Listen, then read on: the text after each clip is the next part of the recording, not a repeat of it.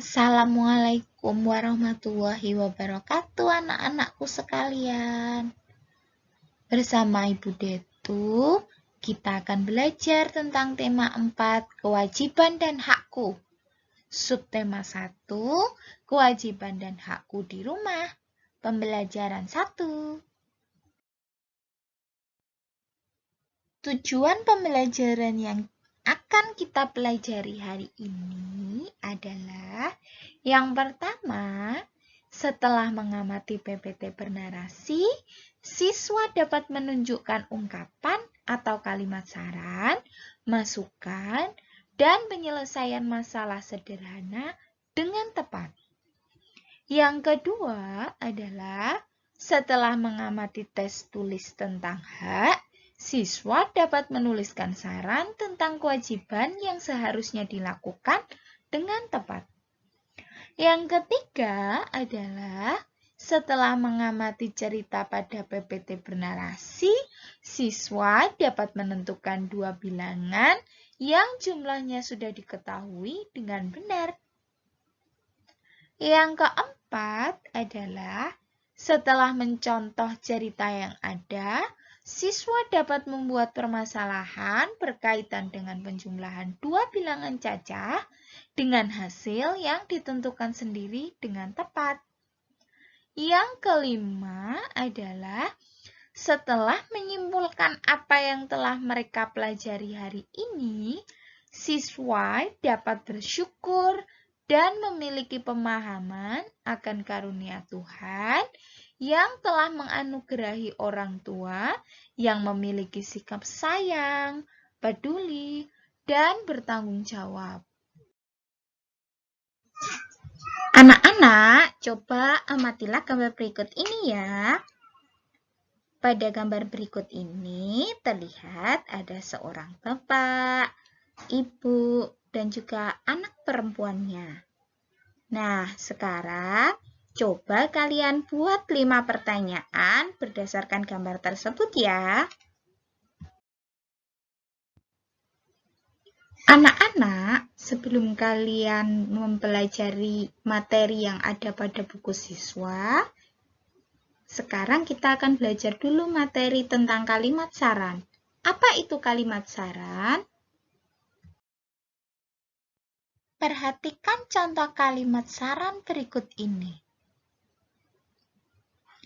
Andi, kira-kira tas mana yang bagus untukku ya? Sebaiknya kamu pilih yang hitam saja, agar lebih rapi. Nah, percakapan tadi merupakan contoh penggunaan kalimat saran. Dalam Kamus Besar Bahasa Indonesia, saran merupakan sebuah pendapat yang diutarakan untuk dipertimbangkan.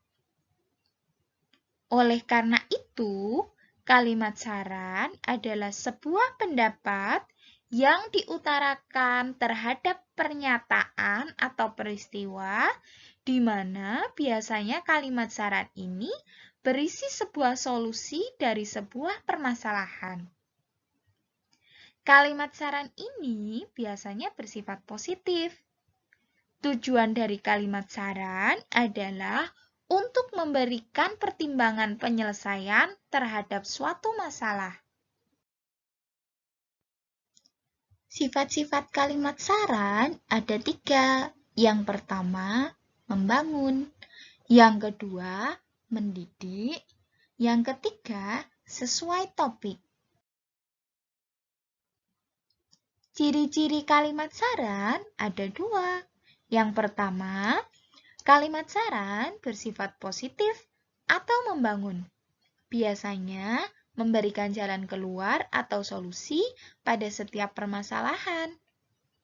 Ciri yang kedua adalah biasanya kalimat saran menggunakan kalimat sebaiknya, seharusnya, alangkah baiknya, menyarankan, hendaknya, eloknya, ada baiknya, lebih baik, semestinya, coba, saran saya, dan lain-lain. Cara menyampaikan kalimat saran adalah sebagai berikut. Yang pertama, disampaikan dengan menggunakan kalimat efektif dan logis.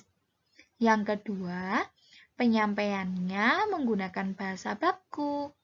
Yang ketiga, harus mengetahui dengan jelas masalah yang sedang dibahas. Yang keempat, saran disampaikan secara objektif, bukan emosional. Yang kelima, penyampaian saran diberikan pada waktu dan tempat yang tepat. Berikut ini ada beberapa contoh kalimat saran. Yang pertama, sebaiknya kamu rajin belajar agar nilaimu kembali baik. Yang kedua, sebaiknya kamu membawa jas hujan agar nanti tidak kehujanan. Yang ketiga, ada baiknya kita menunggu sebentar lagi. Mungkin hujan akan reda. Yang keempat, akan lebih baik lagi jika kalian menuliskan dalam kalimat yang lebih lengkap. Yang kelima, seharusnya kamu lebih berhati-hati dalam bersepeda, supaya lain kali kamu tidak terjatuh. Anak-anak, sekarang kita lanjutkan pelajaran kita ke materi yang kedua ya. Materi kedua yang akan kita pelajari hari ini adalah penjumlahan bilangan cacah. Coba kalian amati dulu tabel pada gambar. Ya, pada tabel tersebut dapat kita lihat ada penjumlahan bilangan cacah mulai dari angka 0 sampai dengan 10. 0 ditambah 10 hasilnya adalah 10. 1 ditambah 9 hasilnya 10. 2 ditambah 8 hasilnya 10. 3 ditambah 7 hasilnya 10. 4 ditambah 6 hasilnya 10. 5 ditambah 5 hasilnya juga 10. 6 ditambah 4 hasilnya 10. 7 ditambah 3 hasilnya 10. 8 ditambah 2 hasilnya 10. 9 ditambah 1 hasilnya 10. 10 ditambah 0 hasilnya juga 10. Nah, dari tabel tersebut terlihat bahwa operasi penjumlahan yang hasilnya 10 terdapat 11 kemungkinan perhitungan yang terjadi. Dalam operasi penjumlahan bilangan cacah, ada beberapa kemungkinan yang didapatkan untuk mencapai semua hasil yang ditentukan. Oke anak-anak, bagaimana penjelasan tadi? Coba sekarang untuk lebih memahami hal tersebut, kita lihat soal pada gambar berikut ya. Coba kita lihat bersama-sama. Titik-titik ditambah titik-titik hasilnya adalah 3. Maka kemungkinan jawaban untuk mengisi titik-titik tersebut ada 4. Yang pertama adalah 0 ditambah 3 hasilnya adalah 3. 1 ditambah 2 hasilnya 3. 2 ditambah 1 hasilnya 3. Atau yang terakhir, 3 ditambah 0 hasilnya adalah 3. Anak-anak, sekarang coba kalian perhatikan soal yang ada pada video berikut ya.